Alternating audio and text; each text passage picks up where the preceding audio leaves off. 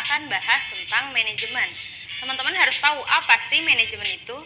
Nah, manajemen adalah suatu kegiatan yang dilakukan oleh suatu organisasi secara efisien dan efektif untuk mencapai tujuan dari organisasi tersebut. Jadi ingat ya, harus efektif dan efisien.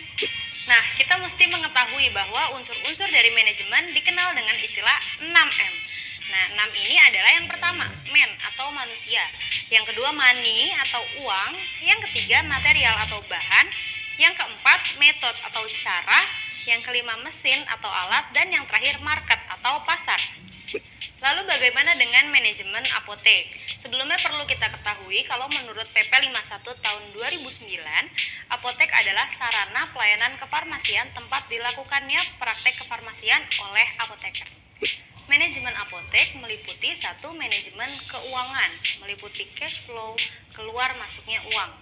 Yang kedua yaitu manajemen pembelian, meliputi pengelolaan defekta, vendor, dan pembelian barang. Lalu yang ketiga ada manajemen penjualan, yaitu penjualan tunai dan penjualan kredit. Yang keempat adalah manajemen persediaan barang, meliputi pengelolaan gudang, manajemen bahan racik, dan rasio stok. Yang kelima yaitu manajemen pemasaran, bagaimana cara mendapatkan pelanggan sebanyak-banyaknya. Dan yang terakhir, keenam, ada manajemen khusus tergantung dari layanan lain yang ada di apotek tersebut apa, misalnya klinik atau laboratorium. Dalam suatu usaha termasuk apotek perlu adanya tata kelola. Tata kelola apotek disebut manajemen apotek, yaitu proses mencatat, mengolah, menggandakan, mengirim, menyimpan keterangan-keterangan yang diperlukan, sehingga nantinya akan memudahkan penelusuran kembali dan proses penyelenggaraan usaha dapat dijalankan dengan lancar. Nah, selanjutnya kita akan bahas mengenai organisasi di apotek. Sebelum membahas tentang organisasi apotek, kita perlu tahu apa sih organisasi.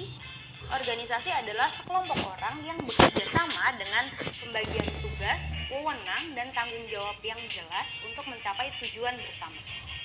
Bisa dikatakan bahwa unsur dari organisasi adalah sekumpulan orang, kerjasama, dan adanya tujuan.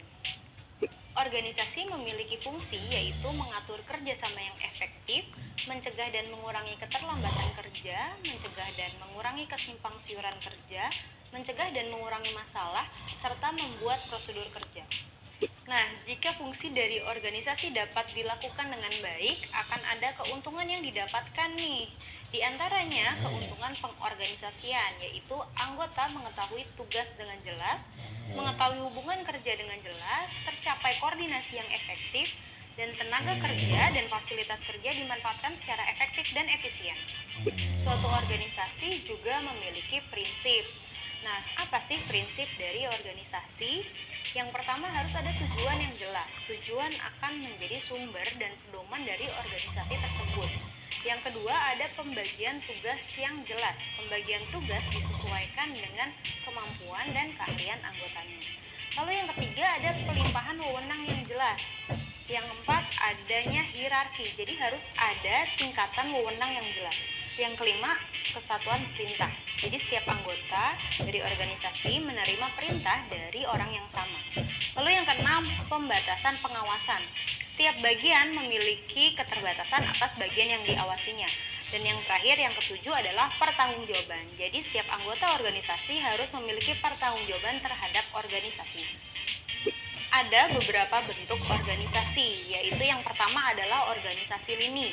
Yang kedua adalah organisasi lini dan staf. Yang ketiga ada organisasi fungsional, dan yang terakhir yang keempat ada organisasi panitia. Yuk kita bahas lebih lanjut. Pertama, organisasi lini atau organisasi garis lurus. Ciri-cirinya adalah 1. Organisasi yang anggotanya tidak terlalu banyak. 2. Hubungan kerja dilakukan secara langsung. Yang ketiga, spesialisasi belum banyak diperlukan. Yang keempat, tujuan dari organisasinya sederhana. Dan yang kelima, produksinya belum beragam. Tipe organisasi ini memiliki kelebihan. Antara lain, pengambilan keputusannya cenderung lebih mudah dan disiplinnya masih tinggi. Dan kekurangannya yaitu pemimpinnya sering menyampaikan tujuan pribadi, cenderung diktator, dan bawahannya lebih sulit untuk berkembang. Selanjutnya, organisasi lini dan staf. Ciri-cirinya adalah 1. 1. Memiliki jumlah anggota yang banyak. 2. Hubungan kerja secara langsung sulit dilakukan.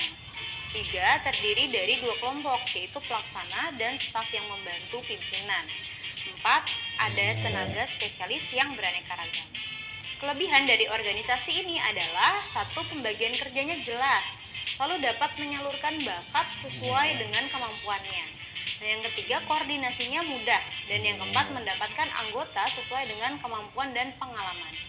Nah, kekurangan dari organisasi tipe ini adalah munculnya perbedaan antara pimpinan staf dan penasehat, dan adanya kemungkinan staf melampaui wewenangnya. Organisasi fungsional memiliki ciri menekankan fungsi pada setiap anggotanya, kurang menekankan tingkatan antar anggota, bawahannya tidak memiliki atasan yang jelas. Ada juga kelebihan dan kekurangannya. Kelebihannya adalah adanya pembagian kerja yang jelas, dapat dicapai dengan spesialisasi anggota masing-masing, dan koordinasinya mudah dilakukan. Nah, kekurangan dari organisasi ini yaitu adanya pemborosan biaya, ada kemungkinan timbul perselisihan, dan inisiasi perseorangan tertekan. Organisasi yang selanjutnya yaitu organisasi panitia. Ciri-ciri dari organisasi ini yaitu tugas dan wewenangnya dikerjakan secara bersama-sama. Organisasinya hanya untuk waktu yang terbatas. Semua anggota memiliki tugas dan wewenang yang sama. Nah, kelebihannya yaitu keputusan dapat diambil secara musyawarah, pimpinannya tidak dapat diktator, usaha kerjasamanya mudah dibina. Namun kekurangan dari organisasi ini yaitu proses pengambilan keputusannya cenderung lambat, tidak ada tanggung jawab satu sama lain, lalu timbul kesimpangsiuran kerja dan kreativitas pelaksana tidak terlihat. Lalu bagaimana dengan organisasi di apotek? Organisasi di apotek itu dipimpin oleh seorang apoteker penanggung jawab yang bertanggung jawab penuh terhadap kegiatan di apotek, baik secara manajerial maupun pelayanan. Termasuk di dalamnya adalah pembelian, menjalin kerjasama, dan lain-lain. Nah, apoteker penanggung jawab itu membawahi grup yang terdiri dari asisten farmasi, juru racik, kasir, dan pesuruh yang bekerja pada shiftnya masing-masing. Asisten apoteker bekerja membantu apoteker, seperti membuat defekta, merapikan obat, menjaga kebersihan apotek, dan memperhatikan pembuatan produk ANMAK. Selain itu ada juga TU dan kasir besar yang berfungsi untuk mengatur administrasi dari apotek, seperti pembukuan, hutang dagang, piutang, hasil penjualan, tagihan, dan pengeluaran sehari-hari.